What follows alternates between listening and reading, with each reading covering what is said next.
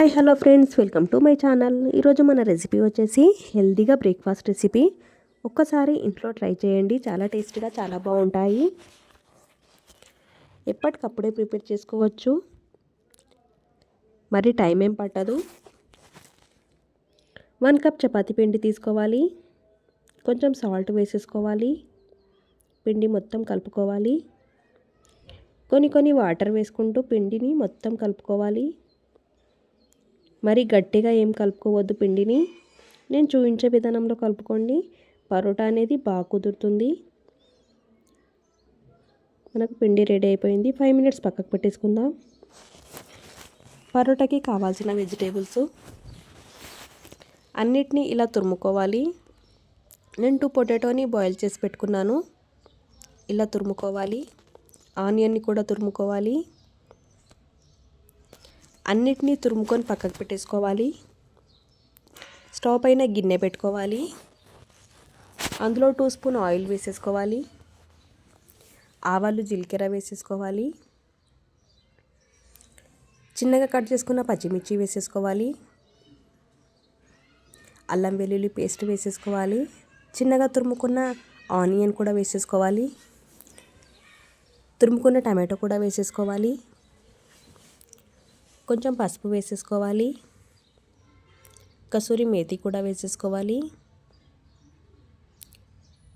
కొత్తిమీర కూడా వేసేసుకోవాలి. తురుముకున్న పొటాటో కూడా వేసేసుకోవాలి. గరం మసాలా వేసేసుకోవాలి. తగినంత కారం, సాల్ట్ కూడా వేసేసుకోవాలి. అన్నిటినీ బాగా కలుపుకోవాలి. అన్నిటినీ కలుపుకున్న తర్వాత స్టవ్ ఆపేసేయాలి. 5 మినిట్స్ తర్వాత మనకి స్టఫింగ్ ఇలా ప్రిపేర్ అవుతుంది.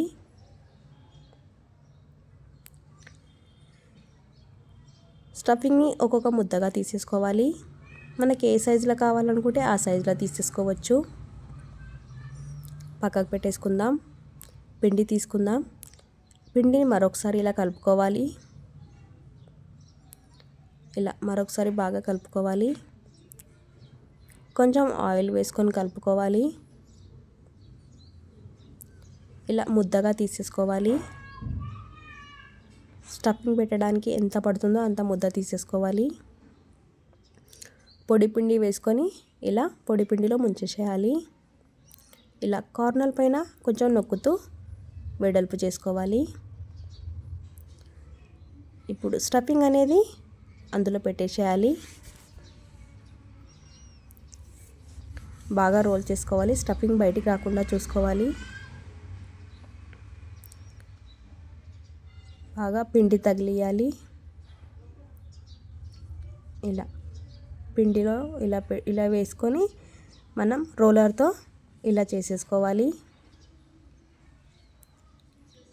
కార్నర్ పైననే మనకి ప్లేస్ చేసుకోవాలి రోలర్తో. ఇలా మనకి పరోటా అనేది రెడీ అయిపోయింది. స్టవ్ పైన ఒక పెనం పెట్టుకొని అందులో ఆయిల్ చల్లుకోవాలి. పరోటాని వేసేసేయాలి. టర్న్ చేసేసుకుంటే ఇలా పరోటా పొంగుకుంటూ వస్తుంది. హై ఫ్లేమ్లో పెట్టుకోవద్దు. పెనం హీట్ ఎక్కాక సిమ్లో పెట్టుకోవాలి.